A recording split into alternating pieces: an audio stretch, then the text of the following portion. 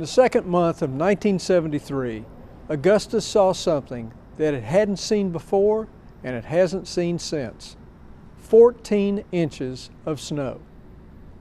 It started coming down February 9th, 1973. It surprised almost everyone because it was not predicted.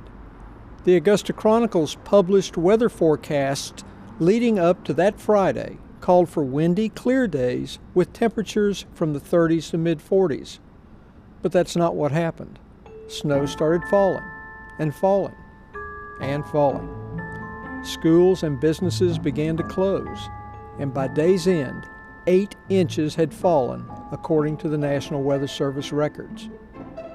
And it didn't stop. It kept coming down overnight and into the next day, and Augusta got 6 more inches. It was the largest snow to fall in Augusta since 10.5 inches fell February 25th and 26th of 1914. Future Augusta Police Chief Freddie Lott said it completely locked down the city. Augusta, and pretty much any city in the South, just wasn't ready for that much snow. Lott said the only way the police department got by was by borrowing 4-wheel vehicles from civilians and Augusta's Pontiac and Chevrolet dealers. Private citizens pitched in. Nancy Chiswick, then 22, had just moved from Pittsburgh to Augusta to work as a teacher at Gracewood State School and Hospital when the snow began to fall. She donated her 1965 Chevelle, which was equipped to handle winter weather. After a week of plowing through the snow to help get doctors and nurses to work, she remembered, that car never ran right again, but they did return it with a full tank of gas. And then there was Dorothy Crowder, identified in the newspaper as a medical college employee. She was a good employee. She came to work on a tractor. Tractors were very useful. We even had a report that an Aiken County farmer used one to pull an ambulance out of a drift. Inside the ambulance was a woman going into labor. Both the mama and the child made it through. National Guardsmen and Army Reserves were called in throughout the Southeast to assist in transporting doctors, nurses, police, telephone, and power technicians to work. They delivered food and medications to residents and rescued stranded motorists. Thousands of those motorists were stranded on the interstates after the storm struck. Why did we get that much snow?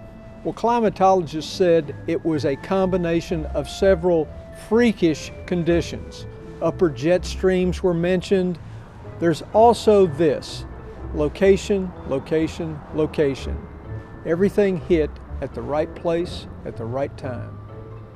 Pam Tucker, Columbia County Director of Emergency Operations, remembers that 1973 snowstorm from her school days.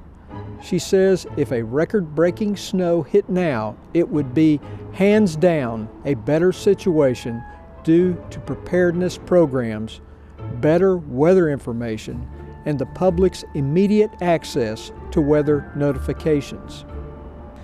Back in 1973, we got an awful lot of snow, and we took a lot of pictures and we wrote a lot of stories.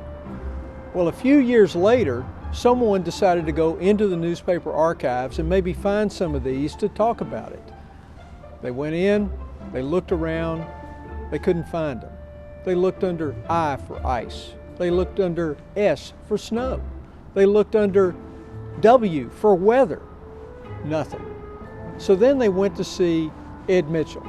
Mr. Mitchell, a retired military man, controlled the archives of the Augusta Chronicle. When the reporter asked where all these pictures and clippings were, he put down his pipe, shook his head, and said, under B, like that should be obvious. Why? It was a big snow. Well, it was a big snow, and that's where they found the file. Let's hope we never have to look for one again.